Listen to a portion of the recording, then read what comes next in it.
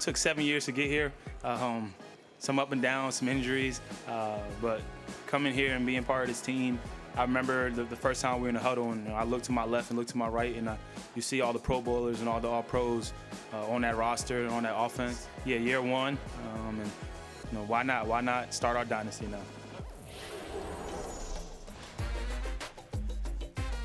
Fantasy Football Happy Hour with Matthew Berry. Welcome to the Fantasy Football Happy Hour. Super Bowl 59 in the books. The Eagles are champs in a game that was never close. That's right, fly, Eagles, fly. That was Saquon Barkley at the top of the show.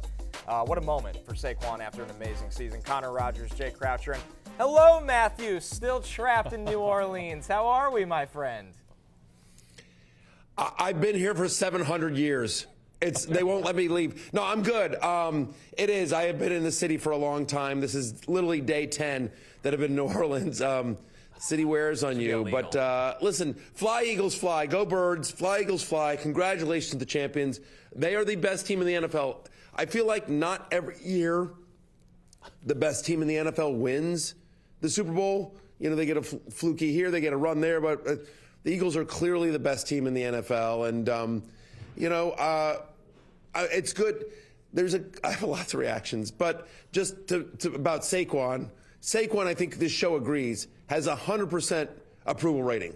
Universally beloved, Saquon Barkley. So I think wherever you are on the Eagles, everyone's happy for Saquon. Yeah, I would agree, and I think everybody's also happy for the Super Bowl MVP in Jalen Hurts, who had a lot to say after the game on the win and, of course, proving the doubters wrong that wouldn't pick against Patrick Mahomes. The main thing I'll point to is you being able to find ways to win in multiple ways. We've been able to be dominant on the ground. We've been able to be efficient in the pass game and do what needs to be done when it needs to be done. And I think over the course of our year, you guys have heard me say, just because we don't doesn't mean we can't. And when you hear a statement like that, I think it always comes down to, what is your mission? Why are you doing this? I'm doing it to win. I do it to win. This team approaches it just to do the same thing, and that's what it's about. I'm not going to look back at anything and remember anything that someone said about me or an opinion that was had. I'm going to think about the championships that we won. Jay, a very standard game for Jalen Hurts. Very efficient through the air. We heard that word directly from him, and I think it applies. 17 to 22, 221 passing yards. He throws the 2 touchdowns. Yeah, he had the early pick, but recovered well from that. 72 rushing yards. He punches one in on the tush push. This is kind of the script for the Eagles, and it was in full effect at the most important time. Yeah, credit to Hurts for being able to be as efficient as he was, even though Saquon Barkley wasn't able to be efficient on the ground. They sold out. That help, and he was able to take advantage. And look, Hurts is much scrutinized. I think he is a flawed quarterback in a few ways, but what you can't deny is that in big moments, his heart rate clearly slows down. Like, he played incredibly well in the last Super Bowl. He played very well last night as well. And I think the thing that was kind of in terms of the arc of Jalen Hurts, which I thought was kind of poetic in a way, is that he kind of solved the blitz in the second half by just deciding to run through it, right, which was the right thing to do. He made some great throws to A.J. Brown. He had the stupid one negated on the first drive, which was a magnificent throw on the 4th down that got wiped away by the OPI. But look, Hurts was awesome. You could argue that he's outplayed Patrick Mahomes in two Super Bowls. I would argue Mahomes was pretty amazing in the first one, but Hurts was remarkable, and he was the question mark about the team, and he absolutely delivered. He capitalized on one-on-one matchups. We knew they would sell out or add extra to stop Saquon Barkley. Like you said, he had the throw to A.J. Brown that probably shouldn't have been called OPI. He had another back shoulder to him. He hit Davante Smith for a touchdown. He hit Jahan Dotson for a big play as well. So, Matthew, that was really the story of this game on the offensive side of the ball for the Eagles, that, hey, you're going to stop out, you're going to sell out for Saquon Barkley. Hurts has to make a couple of throws. He made those throws throughout the night. Yeah, I mean, I think probably Philadelphia said, hey, I think they probably expected that. Everyone expected that. Hey, they've got to stop Saquon Barkley. That's what they did. They sold out, and so there were some one-on-one opportunities. I think the Chiefs were like, we're going to make Jalen Hurts beat us. And you know what? He did. Jalen Hurts in the defense. I mean, to your point, don't really remember like a really bad throw by Hurts. Very efficient. I thought he looked as sprightly. I don't know if that's really a word, but he looked as sprightly as I remember. Like, he looked fast. That's I feel like the fastest I've seen him look in a while in terms of using his legs. He had the 72 yards rushing. You know, I mean, the tush push doesn't count, but seriously, 11 for 72 on the ground. Even if you take out the tush push, right? I mean, he averaging over 7 yards a carry. And when he needed it, you know, they got big plays when they needed it. Like, the game got out of hand quickly, but there were a couple of times where you thought, oh, maybe the Chiefs will sneak back in, and Hurts came up with big play after big play. I mean, honestly, when they're using Jahan Dotson against you, that's the ultimate insult. Would you have voted him MVP? Hurts? Yeah. No, I would have given it to Josh Sweat. Yeah. But I understand the thought process, right? It often goes to an offensive player. Yep. I think this is kind of funny, and we're going to talk about the Chiefs' struggles, but this is a good time to talk specifically about the Eagles' defense.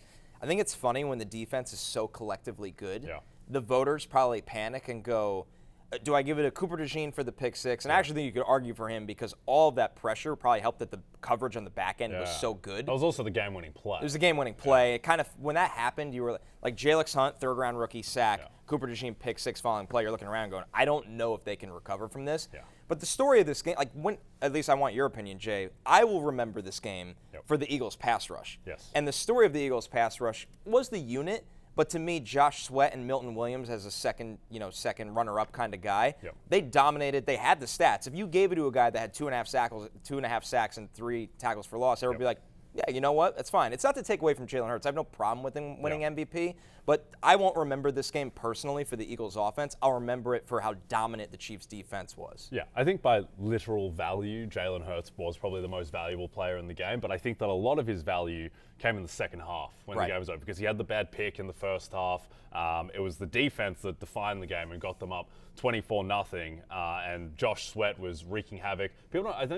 I think that Sweat got hurt because it didn't get enough of a big deal made of it on the broadcast. Like, he was the guy who pushed the tackle into Mahomes to force the pick, in addition to the 2.5 That sacks. matters. Yeah, and that was so. I think when the game was in the balance, he was the most impactful player. And Hurts ultimately won MVP because he threw an amazing touchdown pass to push the lead from 27-0 to 34-0. But I don't have any issue with Jalen Hurts winning MVP. I think that he's a totally deserving winner. He played remarkably well, I thought, particularly in the second half, to really salt the game away, where it felt like he really kind of figured out the defense that he was looking at. But yeah, the defining element of the game clearly was the defensive line. I think, admittedly, I just would like more creativity in award voting in general, which is why I lean that way. But Matthew, what was your thoughts on that? I really had no problem with Hurts winning. At least it wasn't surprising with how recent award winners have gone for Super Bowl MVP. It certainly wasn't, and at the end of the day, you look up the counting stats are all there. He made some big throws when you needed it, but I agree with you. When you're going to talk to people today, when you're going to talk to people a year from now, what you're going to think about is just the utter and complete domination by the Eagles defense, shutting down Patrick Mahomes, whose QBR was 11. QBR is a stat that ESPN invented to grade quarterbacks. It's similar to quarterback rating. It's a little bit, I think it's a better stat, honestly. And it's basically you grade a quarterback from 1 to 100. Patrick Mahomes' QBR in this game was 11. It's the second lowest in any game of his career. I don't remember one that was worse, but the notes say it's the second lowest in a game in his entire career. And so to have his second worst game statistically by QBR in his career in a playoff game speaks volumes to how good Philadelphia was. You mentioned the pressure that Josh Sweat got. Mahomes was, as you see it there, 6 times he was sacked, 41% of his dropbacks. He was pressured on 41% of his dropbacks. So, I mean, that pick six, the Cooper DeJean pick six, Mahomes was sacked on the first 2 plays. That came on a third down. Sacked on first down, sacked on second down. Third down, he's running for his life, and he throws the pick. And, listen, Mahomes did not play well, but give the Eagles defense credit because they're the reason Mahomes didn't play well. I mean, that's been the story all year long. Like, I was annoyed, in the Commanders game, in the championship game, because they turned it over 3 times, but they're getting turnovers, right? And then you think about the Rams game. They got a couple of fumbles there. And you think about the Packers game. They also got turnovers. Like, the Eagles defense throughout the season, especially during this playoff run, they create pressure, they create turnovers. They're just dominant. And again, as a Commanders fan, because God forbid I ever talk about anything without somehow working my Commanders in. But what's really frustrating is that my Commanders have a window, right? We have this Jaden Daniels rookie year window. We've got 4 years. Eagles defense has basically the same. I met Howie Roseman at a party this weekend, and, I congratulated him on the team he assembled. I said, listen, I got to be honest with you. I'm a Commanders fan, but it annoys me that you guys have so many guys locked up for so long. And he's just, he just smiled and says, yeah, I think we're going to be good for quite a while. And he absolutely is right. Yeah, there's no denying that. I mean, Milton Williams is going to hit free agency and get paid a lot of money, probably elsewhere, and they have a pipeline. It just doesn't matter. They draft defensive linemen over and over again, and they restock and they refill the cupboard, and it's just amazing. This is the pinnacle of team building to me. Yeah, just on Mahomes, I thought when they had the blowout loss to the Bucs, I thought Mahomes played well in that Super Bowl. He was just completely under siege. I didn't feel the same way at all yesterday. I thought Mahomes was dreadful, particularly in the first half when the game was in the balance. Awful pick to DeJean. He had some other misses as well. He almost had a pick where he was drifting out to the right and trying to hit Hollywood Brown in contested coverage. He missed Travis Kelce on the third down. I don't know, Connor, if you thought that he was rattled by the pressure, but it didn't feel like he was at the races from the start. He got rattled because after the first couple of sacks, he started to step into the pressure or try to step around it. And when you cut the field in half, the Eagles know you're going to cut the field in half, and that makes it harder to make plays. So that's when he took a lot of riskier throws. He had a couple that probably should have been picked off that weren't. So I'm with you, Jay. They really set the tone and did kind of get in his head. And, I mean, before the Xavier Worthy 50-yard touchdown, from an analytical standpoint, he was arguably having the worst Super Bowl performance for a quarterback, I think, in this era. So tough game for Mahomes. Obviously, the stats lie a little bit, in my opinion, because of the fourth quarter. We got to hear from him after the loss and just how tough of a game it was against a great defense. Anytime you lose a Super Bowl, it's the worst feeling in the world. They'll stick with you the rest of your career. I mean, these will be the 2 losses that will motivate me to be even better for the rest of my career, because you only get so few of these, and you have to capitalize on these, and they hurt probably more than the wins feel good. It hurts. I mean, it's going to hurt for a while, but how can you respond from it? We have a great football team. We still have a young football team, and a lot of these guys will be their first time having a defeat in a season. And how can you get better? How can you not be satisfied with just getting here and taking your game to the next level? And that starts with me and the other leaders on this team, but it'll feed throughout the entire team, and hopefully we can come back next season and put up a better effort. As you see the next-gen stats tweet here, the Eagles did not blitz once across 42 dropbacks in Super Bowl 59, just the 4th defense to not blitz in the game in the next-gen stats era. It just goes to show you, I mean, Jay, what kind of rush they have with their front 4. I mean, with the front 4, they generated 15 pressures. They sacked Mahomes 6 times. I mean, that's the most in a game in his career. It's just how they built the team. Like, it's not just Jalen Carter, it's Josh Sweat on the outside. Bryce Huff was inactive in this game. Yeah. That's how much talent they have. They could dedicate more coverage to the back end. The players in the back end are better now. Cooper DeJean, Quinyon Mitchell, and it just created a ton of problems for Kansas City all day. Yeah, I mean, the game it kind of resembled in a way was the 07 Super Bowl between the Pats and the Giants, where it's just Strahan and Justin Tuck just kind of eviscerating that's a good call the Pats O-line, and Mahomes. I guess he just didn't have a chance against that kind of pressure. I don't think he played into it as well. But, yeah, it is bizarre. This Chiefs team has been so strange over the past 2 years because it's felt like, particularly on offense, it's like this team is just so stuck in the mud constantly.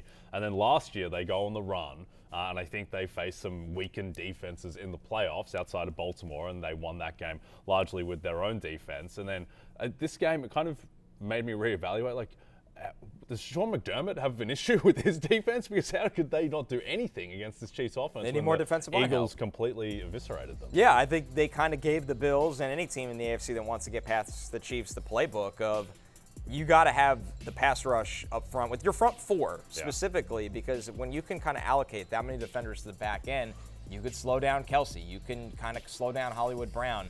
I mean, look at the Chiefs. This is the Chiefs' first half offense here. No points scored, 23 total yards. They were 0 for 6 on third down. They had 1 first down. They turned the ball over twice. This is as bad as you could see for any team in football in the first half.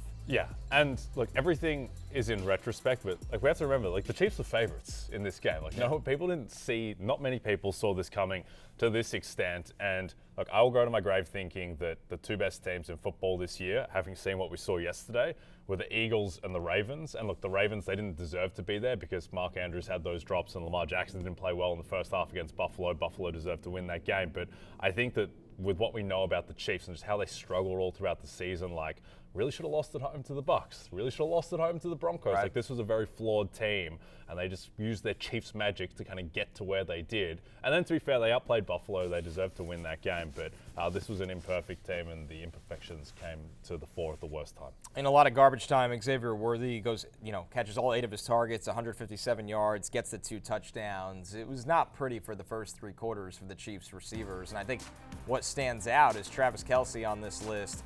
Matthew, 4 catches, 6 targets, 39 yards. After the game, Ian Rappaport reported that there's a possibility, a real possibility, that this is the last time that Travis Kelce plays football, Matthew. So we will wait to see if one of the greatest tight ends of all time hangs it up after this one. Yeah, I mean, emotions are always raw after a Super Bowl loss, especially one as dominating as this one, when you just got your butts handed to you. Given Kelce's age and honestly, given his success off the field, his podcast is blowing up. He's got a lot of business interests as well. He's talked about wanting to be an action movie star. I could certainly see that. So it'll be interesting to see, but I don't think anything imminent is going to come. Like, I feel like any veteran player is going to take their time and sort of, okay, I don't want to react in the moment. I want to just sort of see how I feel. Let me get into the offseason. But certainly, this was not a great performance by anyone on the Chiefs, including Travis, who I don't think he caught a pass until the 3rd quarter. Just no one could ever seem to really get going. If Kelce were to hang it up, he's a Hall of Famer. There's no question about it. And Noah Gray would suddenly become very interesting for fantasy next year, given the way that Chiefs offense runs. Connor, my 7-year-old daughter, Ella, her favorite song in the world is Bad Blood by Taylor Swift. And as a result, we're watching the game last night at home. She declares herself a Chiefs fan. And then this morning at school, she's telling everyone that she's an Eagles fan. So she's very much in the vein and mold of her father. I was just going to say, I wonder where she learned that. Apple doesn't fall far from the tree. Jumping around. On that one. What do you think the wide receiver room looks like next year for the Chiefs? I mean, God, after Xavier Worthy, you just wonder if Rashee Rice coming back. And Rashee Rice coming back and potentially suspended. Let's not forget that. Say Travis Kelce gives it one more run, wants to go out on top. That makes the transition a little easier because Hollywood Brown's on a 1-year deal. Hopkins, obviously, I don't see him coming back. Juju Smith-Schuster, I don't see him coming back. You got to make a move, and you got to make that move for a veteran. I think this is the best landing spot for Davante Adams because it gives you, because they need to allocate draft assets to the line. Like, you can't just go out and say we're going to use all of them on pass catchers. You need to draft more linemen as well. I look at this situation and go, can you get a veteran wide receiver that can still play at a high level? And I think Davante Adams is playing at a much higher level than a Cooper Kupp, for instance, right now. Davante Adams wants to play for title chances right now. That would be number 1 on my list where I think the interest would be mutual. It won't cost you a lot besides cap space. And at the end of the day, it kind of helps you not have to sink more draft. You already have a young wide receiver in Xavier Worthy. Go get a veteran guy that could be a true number 1. They can't run it back like this. No. What do you think, Matthew? How do you think it unfolds with Rashee Rice and the uncertainty around him and Xavier Worthy with what he showed towards the end of the season?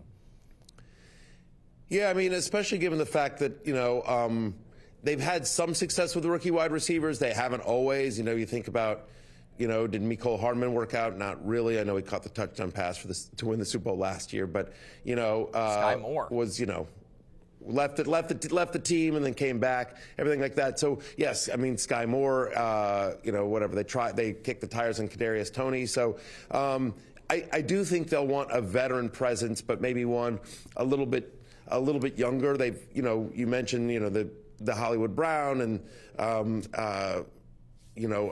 Hopkins and everyone that they've sort of tried it for. So Adams makes a lot of sense. I think also if they have some clarity on Rashee Rice's both whether or not he's going to be suspended and how long, and also what's his health, right? He's coming back from a very serious injury, and is he ready to go at the start of the season? What's nice is that it did seem like by the end of the year, Xavier Worthy wasn't just running, go routes. Like, he seemed to have at least more of an expanded route tree, and obviously, came up big, even if it's junk time. He did come up big in the Super Bowl. I do feel like Connor's right, whether it's Davante Adams or somebody like that. I do think you'll see somebody else, but it's the Chiefs. They always seem to figure it out, and it's always just a bunch of pieces. And I don't know. Feels like if I had to draft today, Xavier Worthy would be the only Chiefs pass catcher that you feel confident in next year. Again, so much. You might take a flyer on Rashee Rice late if you're doing some best ball drafts right now, but hard to really know exactly what you're getting next year out of him. Yep, and I guess they won the Super Bowl last year, so it didn't matter. But 2 years in a row, these mid-season, or in recent years, these mid-season acquisitions, DeAndre Hopkins didn't really work out. He has the tough game last night, even though he goes over 11.5, much to my delight. But the turf monster gets in to take away what would have been a big game. Kadarius Toney clearly didn't work out either. I guess we put a bow on this game, guys. As much as it wasn't his night, Saquon Barkley was the heart and soul of the Super Bowl championship team. 25 carries, 57 yards. He did catch 6 passes for 40 yards. And Jay, honestly, while the stat line's unimpressive, him doing everything he did leading up to this game is the reason they won, because of the way you need to play against this team. He's that much of a dynamic threat from the backfield that the 25 carries, while inefficient, had a huge impact on this game. Yeah, and I think Saquon is probably the story of the season. I mean, he goes for the most rushing yards in a season. And when you think about the difference between this Eagles team that won the Super Bowl and the team that got trucked in Tampa Bay and got embarrassed in the first round last year, to me it's Saquon, and then it's Cooper DeJean and Quinyon Mitchell, revolutionizing that defense on the back end, of Vic Fangio as well, obviously. But to me, when I think about this season, I mean, a lot of things, but like Sam Darnold's year is ridiculous, but Saquon Barkley, particularly how he just kept on breaking those 70-yard runs, that's what I'll most remember most about the year. Matthew, will Saquon be the #1 pick by ADP in fantasy drafts next year, or is it just too hard for a running back to consistently do that? Yeah, I think so. I think, honestly, I have Saquon as my #1 running back right now, but I've seen other people that have Bijan at 1 as their #1 running back. I think it'll be Jamar Chase. That'll be the consensus #1 overall pick next year. I currently have Jefferson. I have Chase at 1. I have Justin Jefferson at 2. My way too early top 25 rankings. We'll update them this week, now that the Super Bowl is over. But, if you look at the rankings now, Jahmyr Gibbs is going to come up, and we'll adjust for some of the news that we saw throughout the NFL playoffs. But, yeah, I think I have Saquon as the #1 running back for me next year, #3 overall. I think if you wanted to nitpick, what you could say is, what happened this year, going into the year, people were worried that he wasn't going to really be used in the passing game that much, and he was going to get touchdowns vultured by Jalen Hurts. Both those things happened, and it ended up not mattering because he kept breaking off these 60, 70-yard runs. Do you think that can continue, next year, as teams now have the offseason to sort of scheme and plan for Saquon? Again, you have to nitpick at the top level. That's, I think, if people are making the Bijan Robinson over Saquon Barkley argument, that's the argument, right? Is that Saquon's another year older, massive workload this year, and can you count on those big, long touchdown runs? Because he does get vultured at the goal line a lot, and he doesn't have massive passing game usage the way that a Bijan Robinson does, the way that, a Devon Achane or Jahmyr Gibbs does. So I think those will be the arguments, but obviously Saquon's going to be a top 5 pick in every draft next year. And as all Super Bowl winners go through, there will be change in Philadelphia. Eagles owner Jeffrey Lurie via Yahoo's Jury Epstein. I do expect to lose Kellen. Unfortunately, we're going to have to wish him the very best with New Orleans, as there's a lot of rumors. Kellen Moore is obviously locked in to be the next head coach of the Saints. Although if you ask Nick Sirianni, and maybe he's just riding the high and the vibes of winning the Super Bowl, he's all in on running it back. Your coordinators, I thought, both offensive and defensive, Fangio and then Kellen Moore, were outstanding today. Yeah, Vic's been a great coordinator in this league for decades, and he was awesome today. Kellen, let's run this. Let's run this shit back, Kellen. Yeah. Let's run this back. All right. I don't think he's going to get his wish, but No, they'll still have a great team, so it doesn't matter. Yeah, it's Kellen Moore. It's such a kind of strange thing to wrap your head around because it's not a complicated offense. Nobody ever talks about Kellen Moore. No. I'm not taking away from him. I'm just saying. And maybe being an uncomplicated offense was the best thing possible for this team, because they just won the Super Bowl 40-22. They could just manhandle you. Let me ask you this, Jay. Do you think this is, because to me, this team is actually undergoing the least amount of change after winning a Super Bowl? Yeah. And, of course, things can change if they decide to trade people. But realistically, like, sure, Milton Williams is going to get paid a lot of money. They have a ton of depth on the defensive line. They have their quarterback paid. They have their wide receivers. They have Saquon Barkley. Yeah. Most of the offensive line, I'm sure they'll figure something out with Mekhi Becton, or they just have the next man up mentality with him, with Tyler Steen. The defense is young on the back end. Yeah. What's the change here next year? Yeah, I think it's significantly different from the previous Super Bowl where Shane Steichen left, Gannon left, and that Steichen offense, there was a notable drop down from that. Much fewer RPOs, less sophistication. Right. This time the offense really seemed like there's 3 different run plays they run with Saquon Barkley, or they throw go balls to A.J. Brown, or Hurts takes off. And that's fine, because you're just emphasizing your talent advantage and keeping it simple, which seemed to really work out and minimize the flaws on the offense. So, but yeah, I don't think they're going to miss him a great deal, and that's not a reflection on Kellen Moore. Yeah, I think your NFC East next year, Matthew, will be an absolute bloodbath between your Commanders, who will go through a lot of positive change, and, of course, the Eagles, who look like they'll be in a similar spot. And the Giants. And the ever-growing stronger Giants. And listen, I mean, the Cowboys did not have great health luck this year. I do think if the Cowboys stay healthy, there's a lot of talent on the Cowboys roster, as much as I, don't like the Cowboys. But, so I think the NFC East is going to be super interesting. I will say I can't remember the last time there was a back-to-back winner of the NFC East. It's been something like 25 years. So if history holds, somebody other than the Eagles will win the NFC East next year. I'm hoping it's my Commanders. But yeah, I mean, I agree with you. It's sort of what I talked about earlier in the show that I mentioned to Howie Roseman when we had our brief conversation, which was, their defense is mostly locked in. To your point, Jalen's paid, Saquon's paid, the wide receivers are paid. Like, there's not a lot of change.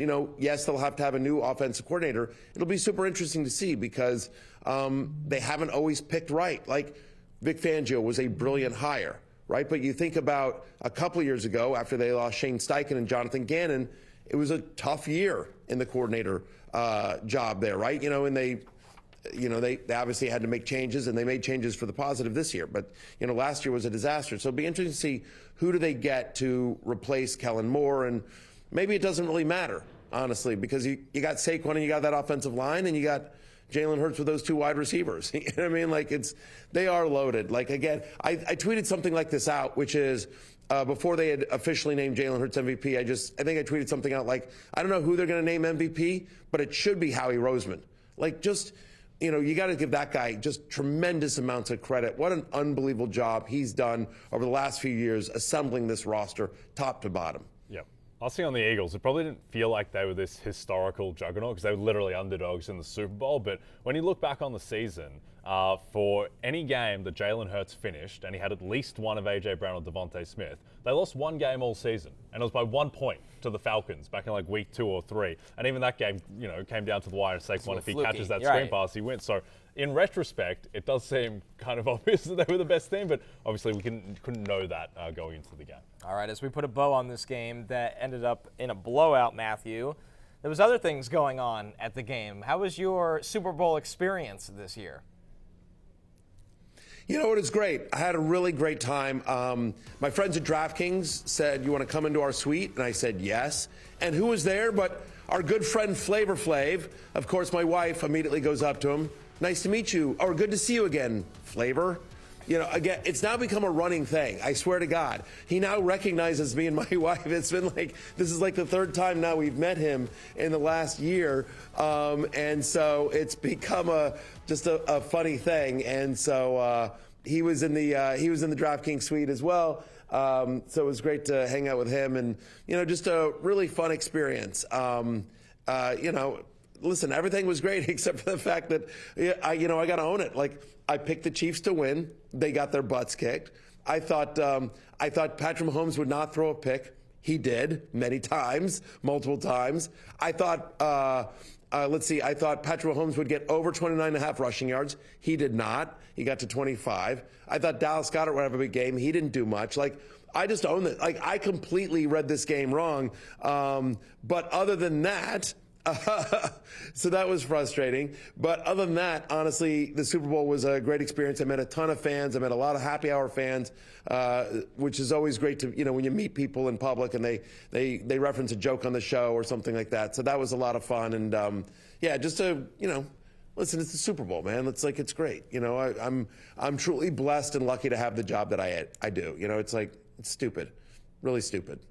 Outside of this game, plenty of Stupid news lucky. rolling in. And, of course, for all your Rotoworld player news, you can go to NBCSports.com. Our first big one here, Adam Schefter reporting the 49ers have granted Deebo Samuel permission to seek a trade. Not a huge year for San Francisco's Swiss Army knife, Jay. I'm very fascinated with his contract, what his market ultimately looks like. What is Deebo Samuel's value in the league coming off of that season? Knowing the money you owe him, maybe I'm off base here. I literally don't think he brings back more than a 4th or 5th round pick. I would have thought so. I mean, he would, I guess, raise the floor of a team like, Pittsburgh or something that really needs a secondary option for George Pickens, but I don't think there's going to be a huge bidding war for Deebo Samuel, which is, kind of sad in a way because we're not that far removed from him being, he was in the Super Bowl last year as a massive game-changing weapon, and it was a couple of years before that where he was basically 3rd in offensive player of the year behind Cooper Kupp and Jonathan Taylor, but it just seems like his body is in a different state to when it was back then. Yeah, his usage over the years has really hurt him, and he already got paid, which is a big reason the Niners want to move on here. I mean, Matthew, what do you think of Deebo's value at this point? I agree with Jay. Like, the Steelers come to mind. They make sense just because they need guys that change, that threaten the defense at some kind of point. But this version of Deebo, I just don't think he'll be a big commodity, unfortunately. No, I don't think so. And you mentioned the contract. It's a little bit like the Cooper Kupp stuff, right, as well. And, I wonder if teams are basically saying, again, I'm not exactly sure on Deebo's contract situation in terms of what the cap hit would be, but I wonder if teams, both with Cooper Kupp and Deebo Samuel, we're going to call your bluff, and we think you're going to release him if you can't find a trade partner, and so then maybe he's open to sign. The other way that it happens, again, they've said Deebo, you have permission to seek a trade, is if Deebo says I'll rework my contract, but for a team to give up compensation and take on that contract is, a lot. I agree with you. I don't think the compensation will be that much. There's a lot of wide receiver needy teams. He'd be pretty interesting on the Chiefs, as we just talked about, right? My Commanders need another second wide receiver. I think he's from the South. So does he want to go somewhere in the NFC South? Does he want to go to the Saints as part of a rebuild? Does Kellen Moore say, hey, come help me teach some of these younger guys? I agree with you, Connor. I don't think there'll be a huge market for him, but he's a talented player, and if he hits the open market, there'll be a lot of interested teams, and maybe if he agrees to rework his contract, maybe somebody says, sure, we'll give up a day 3 pick for him. Yeah, my understanding is the Niners could owe up to about $31 million to Deebo, even if traded, potentially. So there's a lot of logistical things that need to be figured out here. And they have Ayuk admittedly coming off the significant injury, but they have Ricky Pearsall, Jawan Jennings, George Kittle. They have a wealth of options. Another report here, this one from Jay Glazer. Yeah, and Deebo. Go ahead, Matthew. Hey, Connor. I was just going to say, you weren't there, but, Deebo Samuel did join the show during Radio Row. Me and Lawrence Jackson talked to him, and, Ricky Pearsall is somebody we asked him, on the team, and Ricky Pearsall is somebody he specifically mentioned as being impressive to him. And so I think you're right, that there's a lot of weapons there in San Francisco. Kind of disappointing of you, Matthew, to not mention that Seal was also a part of that interview. I would like that to not be forgotten. No, believe me, it is not, and I think that's coming up. Yes, stick around for more. Our best from our week at Radio Row. Jay Glazer reporting the Jets have informed Aaron Rodgers they are moving on from him. Jay, they flew Rodgers back to New Jersey to tell him in person. This is just Aaron Glenn making his mark, making this his organization. Big financial ramifications here, too. If you cut Rodgers now, you could eat the $49 million in 1 year. You could split it in half, almost half, over the next 2. If you hold on to him, the financial impact of 2026 of the dead money is levels that not a lot of GMs can really deal with. And quite frankly, I know the stats lie a little bit. Rodgers did not have a good season last year. He did not have a good season. It was very, the passing touchdown to interception ratio was very exaggerated as to his overall impact. Watching him in that Bills game towards the end of the year, he looked quite done. Who do you think is going to be the Jets quarterback, Connor, and do you think Rodgers will find a starting job somewhere else? I think they'll bring someone else in with Tyrod Taylor. Jordan Travis has still not, been healthy since he got hurt in college, so I wouldn't lean on that until we know any different. Maybe they draft a day 2 guy, but they owe Tyrod all his guaranteed money for backup, which is fine, so I think he'll get the chance to compete. I think they just want a reset year. I really, really do, and I think Glenn wants to kind of establish things his way. And, the Jets won 5 games last year. They beat Jacoby Brissett, Snoop Huntley, Mac Jones, Will Levis, and then, of course, the one big one Thursday Night Football against C.J. Stroud and the Texans. And they didn't have any receivers. And that's like the Jets' wins lie a lot to you, and Rodgers' stats lie to you. Matthew, it just feels like this is – we don't know if Rodgers is even going to play football next year or if there's going to be a team that wants him. So this is going to be a really interesting – he might be one of those guys that kind of sits out for a while and somebody has to get hurt for him to get onto a roster as a starter. There's so many quarterback-needy teams. He'll find a job if he wants one. I think he will spend a summer going back and forth and dominating the news because, that's sort of the, business as usual with Aaron Rodgers. I think he plays next year, though. I do think he plays because he likes the limelight too much and there's too many quarterback-needy teams. Somebody will take a flyer. And no surprise, if the Jets are really moving on from Aaron Rodgers, which it looks likely, they would also move on from Davante Adams. None of his money is guaranteed, and I think Davante would want to go play for a contender anyways, we talked about earlier, potentially even with the Chiefs. We're going to take our first break. When we're back, we teased it already with the big appearance, Seal alongside Deebo Samuel. We're recapping our big week out in New Orleans right after this.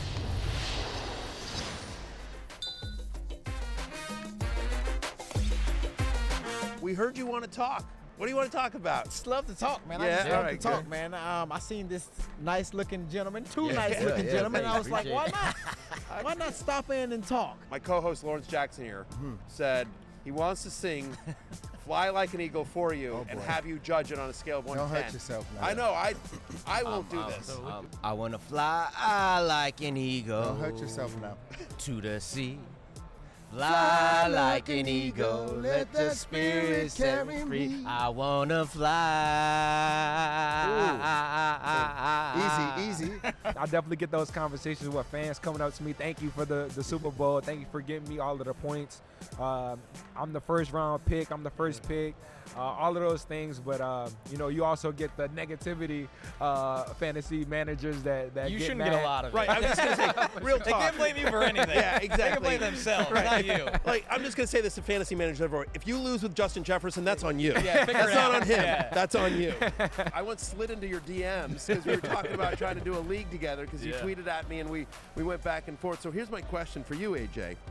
Did you have Josh on your fantasy teams this year? He was gone before I got him. Oh, no. I had pick 8. He was already gone. This is me and you, Jay Croucher. This is what was posted. Oh my goodness. Oh my goodness. I actually did not see this. Crop City, baby. He said to me that jokingly, he's like, should I post this? And I laughed. I didn't think he actually was going He to crop did. us. He cut you and I both out of the picture. It's every man for himself in Vegas, Matthew. That's what they often say. That is what they say, and that applies to the crop game in photos. What part you want to start with first? Should he have won the MVP last night, the MVP. Mr. Baby? He was robbed. Yeah. He was robbed. Everyone talked about fashion. We've got a shot of your look, the How about KOC this? aesthetic from last night, Yeah. where you were dressed all in black. The Let's man go. in black. I was watching the broadcast with a friend, and we kind of took a step back. It was like, wow, KOC looks very crisp. But I had nothing to do with the design, the execution, any of it. You're so recognizable, but you're like, oh, I've got secrets. I do got secrets.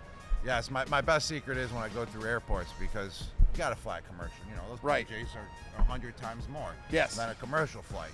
And, I can't afford those private jets. I'm not like Tom Brady, so I got to wear a long sleeve.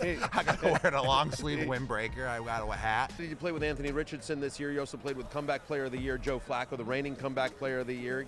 I am curious to you though, what is the obviously very different quarterbacks in terms of style, in terms of their physicality. Everyone's trying to figure this out, Malik. You have the entire radio row trying to solve the riddles here. Yeah. There's the tweet. Can we ask you about this? It's a pretty good riddle. I don't know if everybody gonna solve this one. You don't give it away. Yeah, I'm not giving it away a lot, but I feel like people know what I'm aiming for. Make a prediction right now, Tyreek. Make a prediction right now. What are you next year? Your wide receiver what? Top 3. There you go. Easy, So man. that's Look, 1,700 yards. For me, I really love meeting people in the grocery store that says, "Man, you saved my fantasy team. Thank you so much." I really love meeting people in the grocery store. Yeah. All right. Yeah. So if you're in a grocery store and you see Tyreek, go up and thank him. I really enjoy that. That motivates me. Yeah. Thank you. Yep. Yeah. Yeah. Yeah. Oh. I'm tapping out. Oh, yeah. Oh, yeah. Oh, that's a good one. That's sleepy time. Yeah, wow. All right. I'm glad that was Matthew Barry, not Dustin Poirier, doing that on me. Unbelievable. He's my best friend now. Yeah, okay. That was remarkable content. Terrifying content, but remarkable content. The art of the choke. Yeah. The art of the choke. An eventful week at Radio Row. Matthew, good to see you still breathing. I know. Listen, he wasn't even trying, and I legit felt like, oh, if he just like flexed a little muscle, I am done. I mean, it was scary how incredibly strong, a multi UFC world champ is. Listen, it was a great week on Radio Row. We had a lot of fun, a lot of great guests. Even more, that was just a tasting of it. So go to the NFL on NBC YouTube channel. You can check out all the interviews that we had. But a lot of great guests, a lot of good sports. Everyone had a lot of fun with us. They got it. I feel like most people there were, asking a lot of NFL questions since they came to our set and they got to talk a little fantasy and have some fun. So it was reflected in all the guests, which was neat. Have you updated your profile picture with Puka yet? The new one. I actually got rid of him. I put him in one of me and Jonathan Taylor. Yeah, Jonathan Taylor's long been like my favorite player in the NFL randomly, and so it was great to chat to JT despite Matthew's veiled Joe Flacco comeback player of the year comment, which unfortunately Jonathan Taylor did not know the background on that. I got it for you, Matthew. But Puka's out. Yeah, it's JT. Unbelievable. I thought that was the whole point. Yeah, no, we're going to change it up. A lot of good times at Radio Row, a lot of great guests. As Matthew said, you could watch all of them on the NFL on NBC YouTube channel. Our full shows are there as well.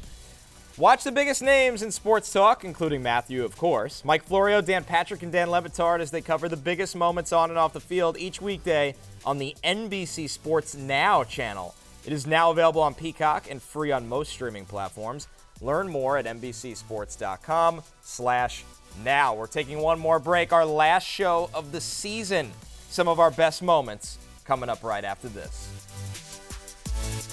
It's the end of an incredible week in New Orleans. We had so much fun on Radio Row. Take a look. Go! I don't know if they do it like that. Ooh. Yes! That's exactly not it. how they do it. That's not it at all. Sounds like it's like a dying animal on the What side the of hell the was road. that? Get hit by a car or something? Yes. No. Very roadkill-esque. That was me angrily saying the Vikings call. That's not how you celebrate Vikings victories. Oh. Another great slapper, Jordan Mason. It's not big. This is okay. You don't understand. Now I actually feel bad. And I never feel bad for you in fantasy. I know, but do you see what happened to me, Jordan? Like, it's all of it. The quarterback hoarding is one thing, but to just have Jordan Mason. It's all of it.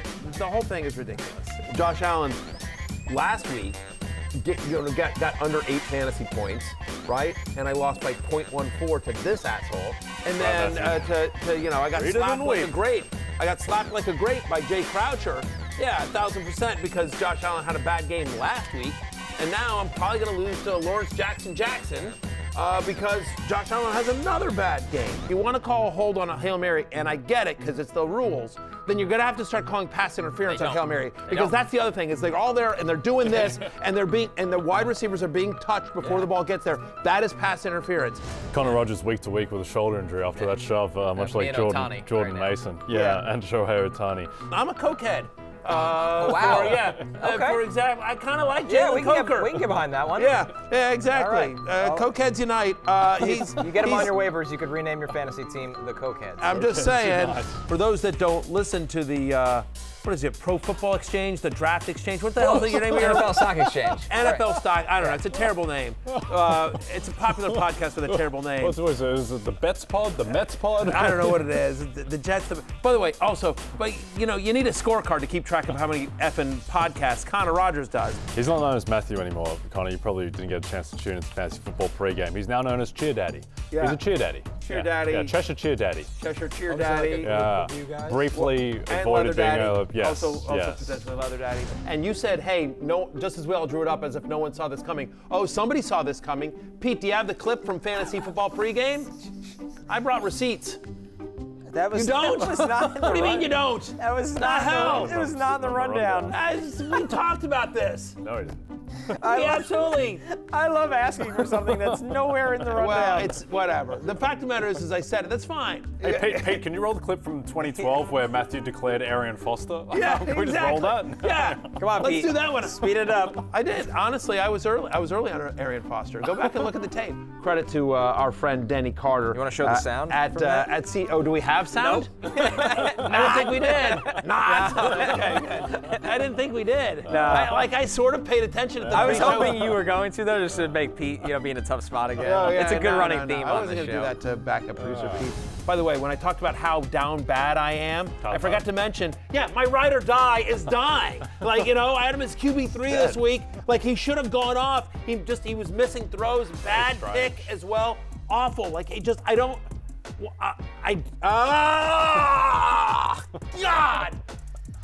It's good to get it all out. Jay built his entire offense around. He built the plane out of the Chubbler.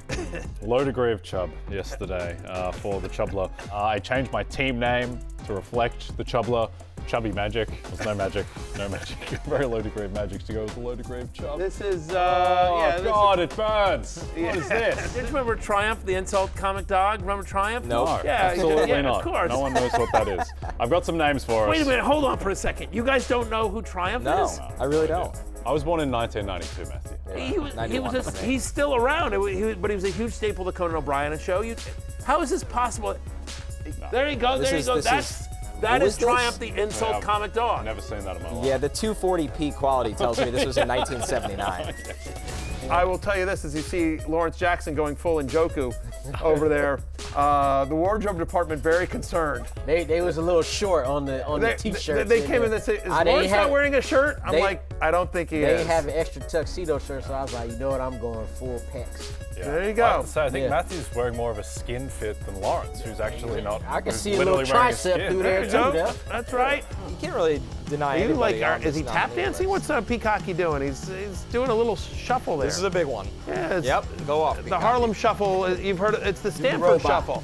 The Stanford Shuffle. There you go, he's doing the robot. Yeah, oh, nice. Hey. Is there anything Peacocky can't do? Weather in Philadelphia, it's going to be very cold. Well, listen, as somebody who's going to be on the sideline for Football Night in America, Many don't like the I'm cold very either. excited about that. Should I bring the green T-shirt? Yeah. Would you ever be a wool hat on TV guy? I might have to. Oh, how about earmuffs? I don't know.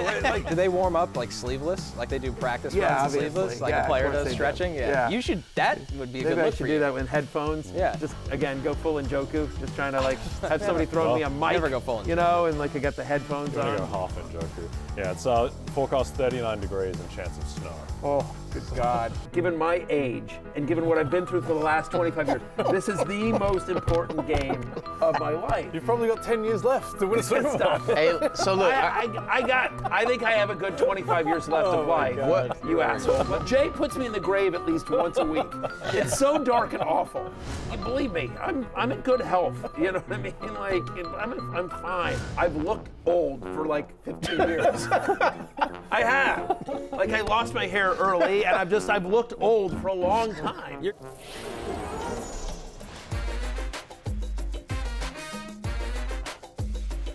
think we have fun on this show? Fantasy Football Happy Hour fans, you drink for free today and forever here at the Happy Hour bar. Year 3 in the books. I'd never seen the shot of Matthew in Philadelphia on the sidelines, rugged up like he's about to rob a bank with Jeremy Renner and Ben Affleck in the town. Good outfit. Matthew, what was your favorite moment? It was very cold there. Oh, I mean, so many. My favorite moment of the show this year, I don't know, anytime I got to You know what? I'll tell you what my favorite moment of the show this year. So many of them, obviously, Victory Mondays and everything like that. But I have to say, bringing home the title for a second year in a row of the League of Assholes, back-to-back champions as well. A dynasty, something the Chiefs couldn't do, but defend their title. I was able to do that as well. Thank you very much. And, Jackson Smith and Jigba, I got to show him personally this past week on Radio Row, the team that we were all a part of, and he was very excited. So how about your favorite memory, guys? Well, I guess it's more the spin-off to this show, Fantasy Football Pregame, which Connor's not a part of. Almost like the Angel to Buffy the Vampire Slayer, Frasier to Cheers. But the road shows were fantastic, and a lot of happy hour watchers came out to those shows, particularly the one in Houston. I really had a great time. I think the Peacockies for me are now my favorite annual tradition, just because when we always roll back the tape, it's utterly ridiculous how they look. To be fair, that would have been in the mix for me, but then I remembered Matthew's skin fit long tee tuxedo shirt. The previous year was the king outfit, right? With the wig? With the scepter? Yes. Yeah, I didn't know people were still carrying around scepters until Matthew did last year. Peacockies are a really, really good tradition. Matthew, I have to say, I think you winning back-to-back titles, everybody is really going to be bringing their A game for our draft this summer. Yeah, I'm Josh Sweat coming. Not trying to win, just trying to make sure you don't win, I think is going to be everybody's strategy. Probably. But I think that's what you guys attempted this year, and it didn't work out for anyone. The point of the matter is I have to tell you, this show was so much fun as we put a bow on year 3 of Fantasy Football Happy Hour. As you saw from those clips and many others who've been with us all year long, we laugh and laugh and laugh, and hopefully we entertain you guys as well, because we certainly entertain ourselves. I got a bunch of thank yous to thank all the people that make myself, Jay, Connor, and Lawrence look better than we have any right to, starting with our producers, of course, Steven, Adam, Pete, backup producer Pete, of course, producer Damian Dabrowski, Alexa and Danielle, our coordinating producers. Big show, of course. We couldn't do it without our research. Our graphics producers, Stupid Dev. No, we love Dev Stafford as well. Jacob Halpern, Kelsey Bartles, our directors, Kamal Sino, Corey Boudreau, Trisha Good, Chris Amendolara, sorry, I'm trying to read these quickly. Marie Trapani, our tape producers. Dan Carcamo, Jason Gold, Jen, Eric, I'm going to have to wait. Our editors, EJ and Victor, our stage managers, Kevin, Kenny, Ian, Cam, and Alexandra. We love you, Alex. Text managers, John, Cheryl, Joe, Bob, Craig, and Miles. Our camera ops, who also do the sandwich board every day, Jawanzi, Jim, and Scott. Special thank you to Chris Wilson and the entire Rotoworld crew, Matt Casey, and Tom Popple, Pops. For the last time this year, although we'll be back for the Combine. For Connor and Jay, I'm Matthew. Peace out. Hey, it's Matthew Berry from NBCSports.com and Rotoworld.com, and I want to thank you so much for watching whatever it is you just watched, or if nothing else, being too lazy to click out of the autoplay after this video started, after whatever it is you actually wanted to watch finished. But now that you're here, I'd like to take a moment here to ask you respectfully now, okay? I'm asking you respectfully to subscribe to the NFL on NBC YouTube channel. You'll get the latest Rotoworld fantasy news headlines, all sorts of great shows, including my own Fantasy Football Happy Hour. So go subscribe now. Again, I'm asking respectfully.